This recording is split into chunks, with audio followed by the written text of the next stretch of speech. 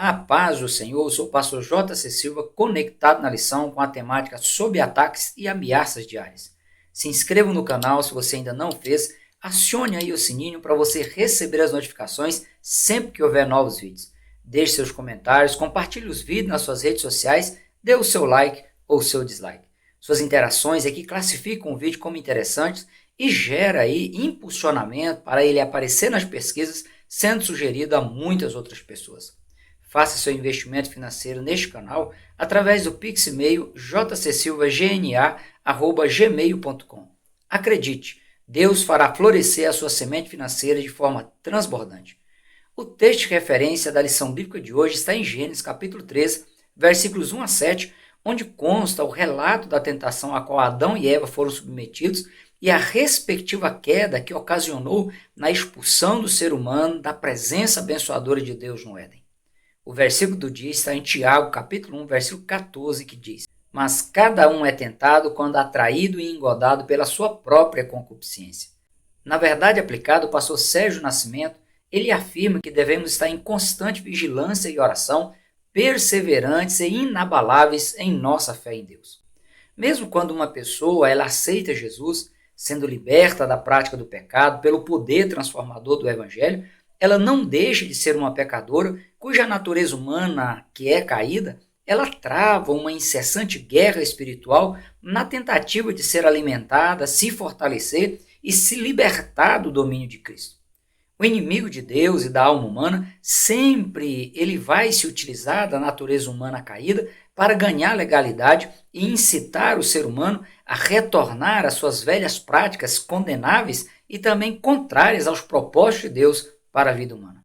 A todo instante é preciso cautela por parte do cristão na sua jornada cristã para que ele não venha a ser surpreendido com os truques da natureza humana que é tendente ao pecado e o cristão não venha também cair nas astutas ciladas do inimigo que se utiliza dos desejos e também das preferências humanas para ganhar terreno e destruir o templo e a habitação de Deus, que é a alma humana. Os ataques e as ameaças por meio das tentações são uma realidade vivenciada no dia a dia e todos estão sujeitos a cair ou a vencer. Cair no combate ou vencer o combate entre a natureza humana tendente ao pecado e o espírito que impulsiona a pessoa a buscar a Deus vai depender da postura de fidelidade, lealdade e obediência às instruções divinas ou não, pois todos os dias o pecado ele é apresentado da forma que melhor atrair cada pessoa, dado aí as suas preferências e estilos pessoais, com o objetivo único e exclusivo de tirar, de destruir a comunhão da pessoa com Jesus. O pecado ele é uma realidade inegável que afetou e afeta a qualidade de vidas físicas, emocional, moral, material e espiritual de todas as pessoas, desde o momento que o pecado teve acesso à vida humana, tendo em vista a decisão de Adão e Eva, que eles tomaram em desobedecer a Deus por imaginarem que eles poderiam ser mais felizes e mais realizados do que já eram enquanto se mantiveram no estado de inocência e de obediência a Deus. Para induzi-los ao erro, o inimigo ele insinuou que Adão e Eva eles poderiam ser como Deus. Caso Adão e Eva tivessem se resguardado, evitado permitir que o inimigo ultrapassasse os seus limites pessoais e ganhasse a liberdade de dialogar com eles para os induzir ao erro e a consumarem a transgressão contra Deus, Adão e Eva teriam vencidos, teriam sido aprovados por Deus. Quanto ao significado do termo pecado, ele tem origem no grego hamartia e significa literalmente errar o alvo. Considerando essa definição quanto ao significado da origem do termo pecado, a teologia, os tratados a respeito de Deus, eles definem pecado como sendo qualquer falta de conformidade com a vontade de Deus, transgressão de qualquer lei de Deus, dada como regra à criatura racional e que estão impressas nas Escrituras Sagradas. Isto porque só ocorre falta de conformidade e transgressão às regras estabelecidas pelo próprio Deus se a pessoa ela errar o alvo dos propósitos de Deus para a vida humana. Na prática, o pecado, o ato de errar o alvo, de ficar em desconformidade e transgredir as instruções divinas, vai muito além dos atos e das atitudes traduzidos e externalizados pelo comportamento humano, pelas decisões e também pelas não decisões humanas. O pecado ou a prática do pecado pode ficar restrita ou camuflada à mente humana, às imaginações humanas, aos desejos do coração humano que não são externalizados. Nem por isso deixa de ser pecado e trazer consigo suas graves e inevitáveis consequências, como alertou Jesus em Mateus capítulo 5, versículos 27 e 28, ao dizer: Ouvistes que foi dito aos antigos, não cometerás adultério. Eu, porém, vos digo que qualquer que atentar numa mulher para a cobiçar, já em seu coração cometeu adultério com ela. Jesus ele deixou evidente que nada escapa ao olhar atento de Deus, não porque Deus queira aproveitar as distrações humanas, as fragilidades humanas, para condenar as pessoas. Mas Deus sempre ele está se colocando à disposição do ser humano para habilitar o ser humano a vencer e a superar os ataques diários da natureza humana, que é caída, tendente ao pecado, e também superar os ataques, vencer os ataques do inimigo. O sentimento de culpa é a primeira coisa que se manifesta na vida humana quando o pecado é consumado, pois na tentativa de afastar a pessoa de Deus para que ela não busque a ajuda divina, o inimigo ele se utiliza dessa estratégia, como ocorreu no caso de Adão e Eva, que eles, ao se sentirem culpados, chegaram a tentar se esconder de Deus. Ao se referir à lei mosaica, meio pelo qual Deus instruiu o seu povo, o apóstolo Paulo ele assegurou que a lei ela é boa e espiritual, pois expressa o elevado padrão de santidade de Deus. Não fosse a lei mosaica, o povo de Deus não conheceria o padrão de vida exigido de Deus dos seus servos e suas servas, como também os hebreus não saberiam quando teriam cometido alguma falha, nem como reparar seus erros diante de Deus. Aonde não existe lei implementada, a capacidade humana dada por Deus de saber o que é certo e errado, conhecida como senso moral e ético, faz com que o ser humano ele tenha discernimento do que é certo ou errado e dentro deste parâmetro a pessoa ela é acusada ou não por sua consciência em relação ao seu comportamento, ao seu estilo ou aos seus atos praticados ou deixados de praticar. Portanto, dentro dos parâmetros da lei mosaica, das escrituras sagradas ou do senso comum quanto ao que é certo e errado, o sentimento de culpa sempre será algo posterior ao erro cometido em comparação aos parâmetros utilizados. O sentimento de culpa ele pode se manifestar pelo menos de 3 formas. A primeira forma que o sentimento de culpa pode se manifestar é a pessoa se retrair, se esconder, sumir da igreja, sumir da família e também dos amigos, na tentativa de evitar ser descoberta ou ter o seu erro descoberto, ou de fazer com que o tempo leve o seu erro ao esquecimento. A segunda forma do sentimento de culpa se manifestar é a pessoa passar a proferir ataques contra a igreja, contra as lideranças ou contra pessoas específicas, na tentativa de se auto-justificar quanto ao erro cometido que ocasionou aí a consumação do seu pecado. Nestes 2 casos, a pessoa pode viver e conviver com o sentimento de culpa e também com o sentimento de inquietação como resultado de sua atitude de rebelião contra Deus, independentemente da via ou da forma como o pecado tenha sido consumado, tenha sido ele externalizado ou não. Em terceiro lugar, a pessoa pode manifestar o seu sentimento de culpa ao se deixar ser convencida pelo Espírito Santo de Deus quanto à gravidade do pecado cometido, ao cair em si, reconhecer sua falha e buscar o perdão divino por meio da confissão e do abandono da prática que a levou a ficar em desconformidade com a vontade de Deus e a transgredir as suas instruções. Neste caso, o cristão ele adota a postura de que o pecado, a transgressão não o derrotou, nem o levou a desistir de lutar para que o pecado nunca reine, nunca domine sobre o seu corpo, ainda que tenha se aproveitado de algum momento de fraqueza espiritual. Tentação e provação são 2 situações opostas, pois a tentação ela tira o pior do ser humano, leva a ele a tomar atitudes que vai prejudicá-lo, enquanto que a provação é no sentido de levar o ser humano a ser aprovado. Tentação é o ato de a pessoa ser levada a ter disposição de ânimo para a prática de coisas diferentes do padrão proposto por Deus para a vida humana, e por isso trata-se de coisas censuráveis, de coisas extremamente danosas às vidas físicas e espiritual. Todo ser humano ele está sujeito a ser tentado, a fazer coisas que, em sã consciência das consequências futuras, não o faria. Ceder à tentação ou não é algo pessoal, é algo intransferível, pois a decisão de ceder ou não à tentação é o resultado das crenças funcionais ou disfuncionais internalizadas e cristalizadas no coração por cada pessoa. A depender do que a pessoa acredita ou não como verdade absoluta, como verdade relativa ou como uma verdade desprezível, a pessoa ela medirá o grau de importância do que ela quer fazer ou deixar de fazer e as vantagens ou as desvantagens que ela poderia usufruir ou não ao fazer ou deixar de fazer algo. O próprio Cristo, como ser humano comum, nos cerca de 33 anos que ao se humanizar viveu na Terra, como nós, em tudo, Jesus ele foi tentado, mas sem pecado.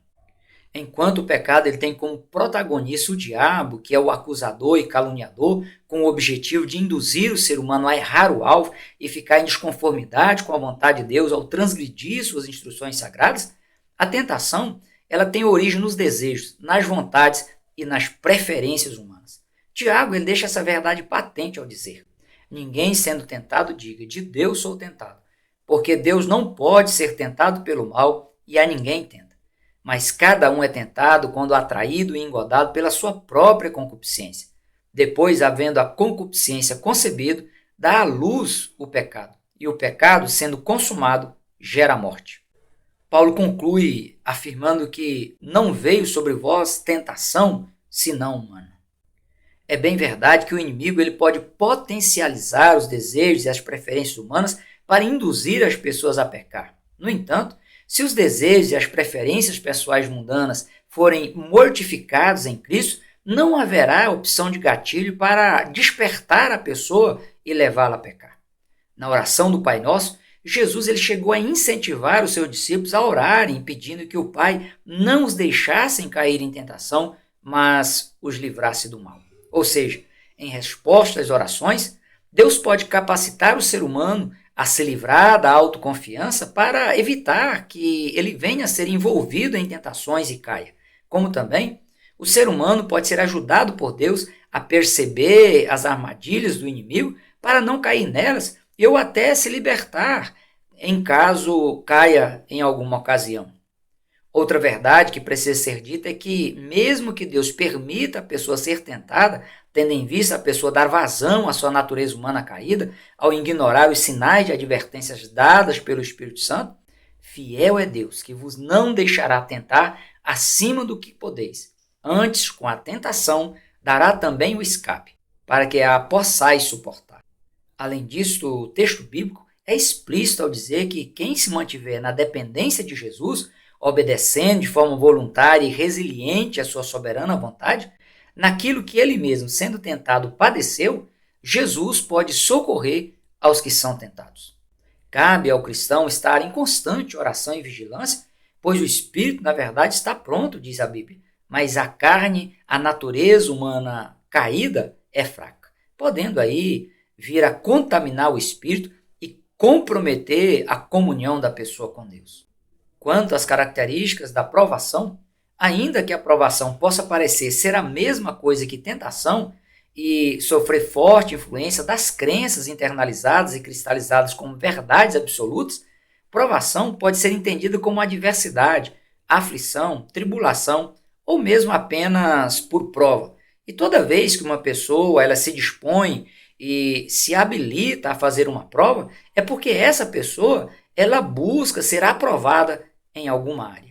Mesmo que a pessoa seja reprovada, o sentido, a busca, o alvo, o objetivo era a aprovação e nunca a reprovação. Enquanto a tentação ela visa o hedonismo, caracterizado pela busca do prazer imediato e a qualquer custo, bem como, assim como a tentação visa o lucro fácil, independentemente se ele vier de forma desonesta, a aprovação ela tem como finalidade primária provar e aprovar a fé dos servos e servas de Deus como ocorreu com Abraão, com Jó, com Daniel e com os próprios fiéis servos de Jesus Cristo.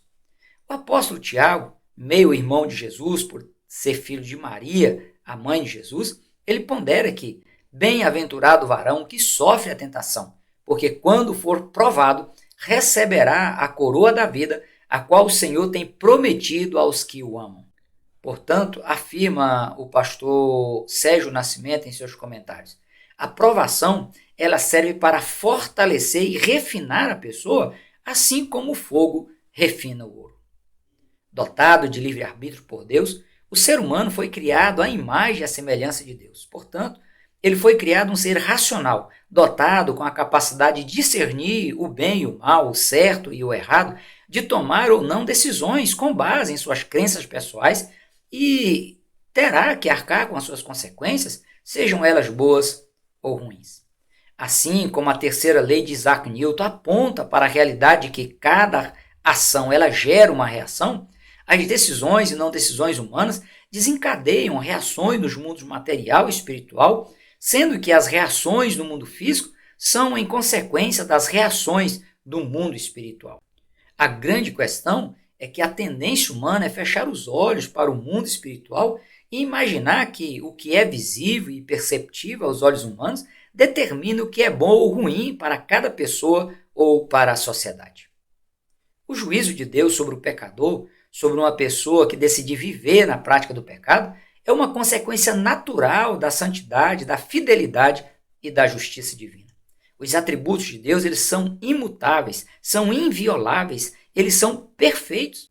É impossível uma pessoa errar o alvo por afrontar a santidade de Deus, transgredir suas instruções, ficar em desconformidade com a soberana vontade de Deus e deixar de ser sentenciada a pagar o devido custo de sua infração, do seu pecado pessoal. Do contrário, Deus seria injusto com aqueles que se esforçam e são resilientes na superação das fraquezas pessoais, na busca por se fortalecer em Deus e na força do seu poder, para resistir no dia mal e, havendo feito tudo, permanecer firme para ser devidamente recompensado ou recompensada por permanecer fiel ao Senhor até o fim. Deus leva muito a sério a forma como as pessoas escolhem se relacionar com Ele e como se posicionam quanto às suas instruções sagradas. Deus não brinca de ser Deus, nem com seus atributos pessoais. O escritor aos Hebreus ele chega a dizer que horrenda coisa é cair nas mãos do Deus vivo. Não que Deus seja um carrasco, um ser cruel, que tenha prazer em ver o ser humano aí mergulhado no sofrimento eterno. A questão é que Deus é santo, justo, Deus é imparcial, pois com ele não há acepção de pessoas. Portanto, tudo quanto fizerdes, fazei-o, diz a Bíblia Sagrada, de todo o coração, como ao Senhor e não aos homens, sabendo que recebereis do Senhor o galardão da herança, porque a Cristo Senhor servis. Mas quem fizer agravo, receberá o agravo que fizer, pois não há acepção de pessoas. A morte espiritual é o resultado inevitável da prática do pecado. Dentre outros textos bíblicos que evidenciam essa verdade, Romanos capítulos 3, versículo 23 e capítulo 6, versículo 23 diz: todos pecaram e destituídos estão da glória de Deus, porque o salário do pecado é a morte, mas o dom gratuito de Deus é a vida eterna por Cristo Jesus, nosso Senhor. A expressão morte é utilizada aqui para expressar a separação da pessoa com Deus, tendo em vista aí a deterioração da estrutura espiritual e por isso ser impossível de a pessoa permanecer na santa presença abençoadora de Deus. Ainda que o pecado na vida humana provoque perca de qualidade física e insustentabilidade física e material, o que pode provocar ou abreviar a vida física, a separação da alma e do espírito da pessoa, do corpo dela, caso a pessoa se arrependa dos seus pecados antes de vir a óbito físico, se antes de morrer a pessoa confessar os seus pecados e os deixar, passando a viver em novidade de vida pela fé em Cristo, essa pessoa ela terá revertido a sua morte espiritual, voltando a viver para Deus em unidade com Ele. Do contrário, se a pessoa persistir em continuar na prática do pecado, em desconformidade com a soberana vontade de Deus, transgredindo suas instruções, e morrer fisicamente nessa condição, infelizmente, essa pessoa ela sofrerá o dano da segunda morte, que é a eterna separação de Deus por toda a eternidade. A morte espiritual representa a condição de desvio, de depravação máxima, uma comprovação de que o ser humano ele rejeitou e se desviou do projeto original de Deus. Por isso, persistindo nessa condição, inevitavelmente, a pessoa ela sofrerá o dano da segunda morte. Apesar de Cristo ter sido sacrificado para prover perdão dos pecados de toda a humanidade, somente quem responder positivamente ao chamado de salvação terá sua condição de morte espiritual mudada para a condição de uma pessoa viva espiritualmente, de uma pessoa salva em Cristo Jesus. Diante dos ataques, das ameaças do inimigo no dia a dia da jornada cristã, é preciso que o cristão entenda que o pecado ele tem graves consequências que afetam o relacionamento do ser humano com Deus, dentre eles o sentimento de desaprovação, de culpa, punição e morte. É preciso que se entenda também que Jesus é o único que pode sustentar o ser humano na presença abençoadora de Deus e na condição de salvo. Uma vida devocional prática de leitura bíblica, oração, jejum e culto ao Senhor na igreja, comungando com os irmãos, dará os nutrientes espirituais e as armas necessárias na luta do espírito que estimula o ser humano a buscar a Deus contra a natureza humana caída, tendente ao pecado. Em se mantendo na dependência exclusiva de Deus, os servos e servas do Senhor terão condições de superar e abater as forças das trevas e de evitar vir a ser induzido ao erro pelo inimigo. Bem como, caso tropece e experimente quedas ao longo da jornada cristã, terá condições de se levantar, de se pôr de pé e seguir triunfando, desfrutando o perdão dado por Deus aos corações arrependidos, contritos, quebrantados e convertidos genuinamente a Cristo Jesus. Ore intensamente para que o Senhor te livre das armadilhas do inimigo e te condicione a ser perseverante, resiliente na busca por uma vida espiritual sustentável em Cristo Jesus. Por hoje nós ficamos por aqui. Até o próximo encontro, se Deus quiser. Prossiga na paz do Senhor.